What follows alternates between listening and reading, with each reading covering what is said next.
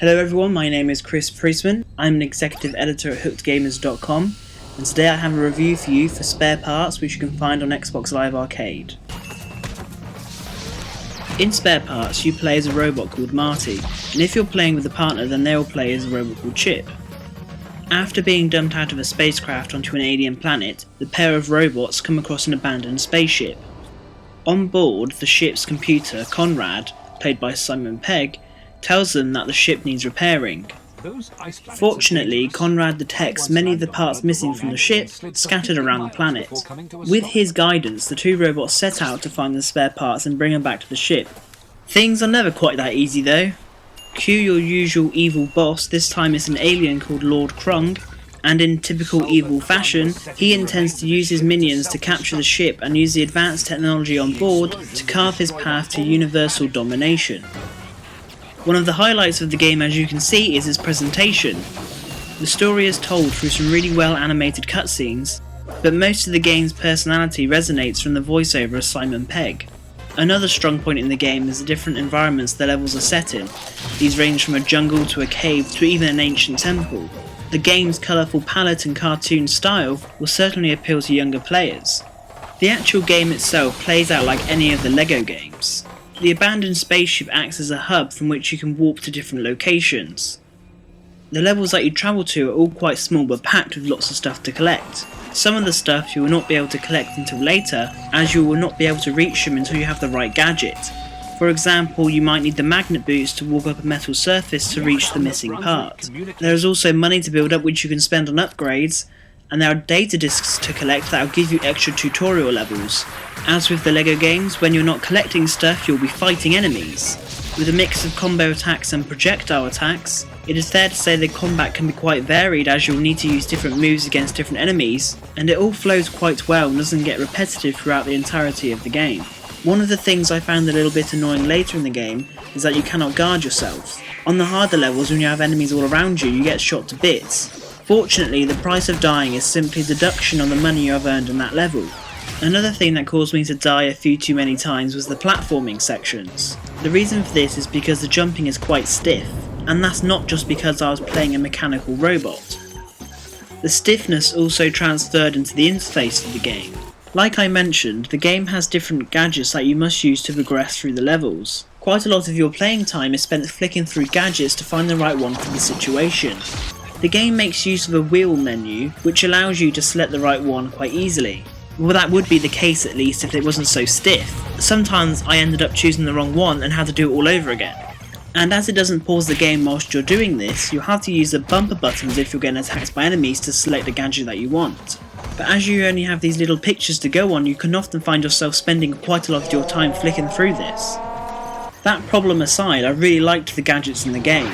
It gave the game that Ratchet and Clank kind of feel, which I really liked. The only problem is that sometimes you cannot be sure which gadget you're supposed to be using. This can easily be solved though by using the gadget that acts like a scanning tool. Sometimes it does feel like you have to use it too much, but the good thing about getting to use this tool is that sometimes you'll be rewarded by finding a secret area. This will also encourage you to explore the whole breadth of the level, and on doing so you will often find there are some areas that you cannot access by yourself. This is because the game's developers want to encourage cooperative play. There are several ways you can do this. You can do this locally on your own console, you can also go onto Xbox Live through the main menu and join someone else's game, or you can go to the start menu and make your own game into an open lobby, which means any player can join you in your campaign. It has also been made very easy for any of your friends from your friends list to join into your game at any stage. When you are in co-op mode though, you'll find there are a few problems. The main one is the camera. The problem is that the camera can only focus on one player at a time, and it will often switch up between which player it's focusing on, so you never know who to follow. This means that becoming separated can often become a real problem. If you do have a friend and you're communicating with them, this may not be so much of a problem, but when you start bringing random people in from Xbox Live to join into your game, and they start running around and doing what they want to do, then you have a real bad problem. One thing the developers didn't forget to include though is a friendly fire switch. This means that if someone does join your game and start shooting you to cause you to die, then you can turn the friendly fire option off. I had to on many occasions. This is more of a design fault when you consider that the developers have said that the game was made with co-op in mind. I don't see how this did not come up in testing though. It really is a complete nightmare when the camera starts flying around all over the place and you're off screen dying all the time and your friend just runs off in the other direction. Yes, it is a good thing that the game requires teamwork to get through it, however, it's not a good thing when you're having to fight over the camera. If you can get over this though, the game is really enjoyable. It is pretty much one of those LEGO games like LEGO Star Wars or LEGO Indiana Jones, and it has as much personality and is as satisfying as them if it is not as long as them. But then you have to remember this is a much cheaper title and it's on Xbox Live Arcade, so it fills a different niche there. If we move on to the pros and cons of the game then, definitely in the positive section is the game's presentation.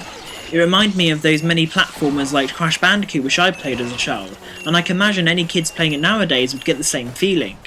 The gameplay is also very satisfactory. Fighting the enemies and jumping around is all good fun, as usual. It's a little bit stiff like I said at times, but in general it's pretty good. There's also that addictive gameplay mechanic of collecting all the different things. You will also come across some extra robots that need repairing, and when doing so they will then become playable characters as well. Although the game is a carbon copy of one of those LEGO games, it does have its own personality which is played through Simon Pegg's voiceover and the good cinematic cutscenes. The different creatures, environments and enemies that you'll come across also add to this, and the music really rounds the whole experience off. On the negative side is the co-op mode, which you are forced to play if you want to get 100% complete on the game. The only real problem though is the camera and if you have an idiot playing with you. The only other negative things about the game is that it does feel a bit stiff. It just needs a bit more polish to make the game a smoother ride for its players. Don't get me wrong, it doesn't completely ruin the game, but it can lead to some frustration at times. The only other thing is that sometimes I did come across a few bugs. Now they weren't game ruining bugs or anything like that, but it did mean I had to restart some levels. And finally, the game did lack a bit of direction at times. Luckily, like I said, you have to use that scanning tool, but if my instincts serve me correctly, the game is aiming for younger players, and if I can't find my way through sometimes, then I'm sure they won't be able to. To conclude, the game is worth the money you pay for it. It's no indie gem, there's nothing really that innovative about it, but if you are anything like me and you enjoy playing those LEGO games, then you'll certainly enjoy this experience. For my full review, go to hookedgamers.com, and thank you very much guys for listening. See you next time.